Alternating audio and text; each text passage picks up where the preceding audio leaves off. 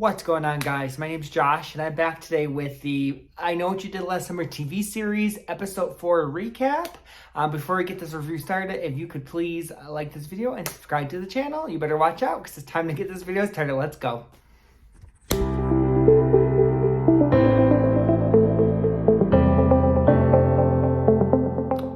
What's going on, guys? So yes, I'm on the episode 4 of the I Know What You Did Last Summer TV series, recapping the show. So far, this episode, and just in general, as far as watching the series, I feel like the series is okay. As far as it being a series and not a movie, I do feel like this series is kind of dragging it out a lot. I feel like there's not a lot going on. It's kind of, I don't know, I'm just not hooked.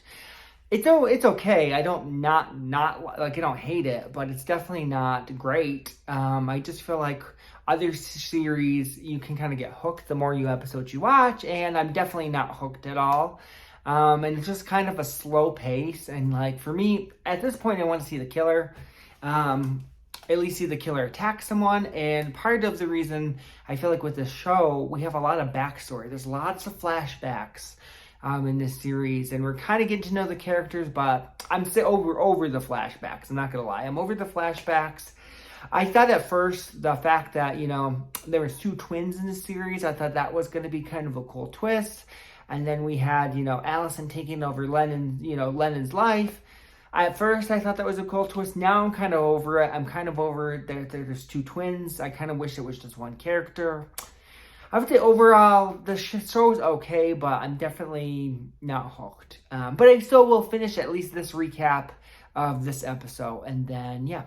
I don't know if I'll make any more as far as recaps after this. I'm kind of see how these recaps do. If people are interested, then maybe I'll continue to do it. I think it'll be easier once I'm not recapping 4 episodes in one day.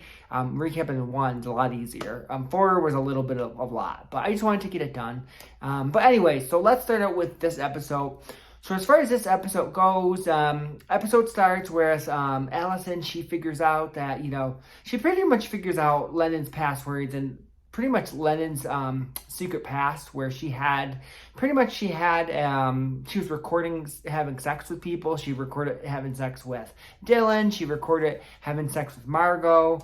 And she just kind of learns about more of Lennon's secret sex life. And after she kind of sees these videos, she kind of is on the same page as everyone else. She thinks, her twin sister is the killer. So she kind of meets up with the gang, and they're all kind of comparing notes. Or she meets up with Margot, and she's like, I think the killer is my twin sister. So now everyone's on the same page that one of the twins is like the killer. So that's kind of where the gang meets up, and then, or kind of on the same page. So then we find Allison. She actually is messaging with who she thinks is Lennon, and she kind of meets at a certain location. She meets at a beach, and pretty much where she meets at, she goes in the water, and then she actually discovers Lennon's body. So now we know, Lennon is truly dead. It's not Lennon who's the killer, and someone else knows her secret. And then it gets a little bit more weird because somehow the dad, there's a woman named Clara, the same one who was at the beach. She actually discovered Lennon's body originally, and she kept the body more for some kind of ritual that she did. I think Claire was part of the occult at one point, or something like that, or some kind of whatever that. I don't know really what's going on with the character, but for whatever reason, she had the Lennon's body, and the dad knew about it, and she kept it to do some kind of ritual. I don't know, it was weird.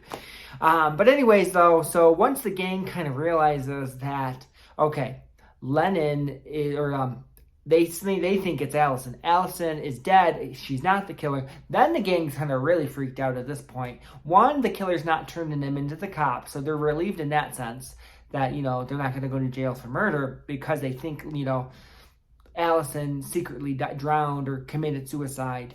But now, Riley makes a good point where she's saying like, yeah, but we have a killer after us, and it's either one of us or someone else knows their secret. So they're definitely all on high alert because, yeah, there's a killer after him, and he's not stopping.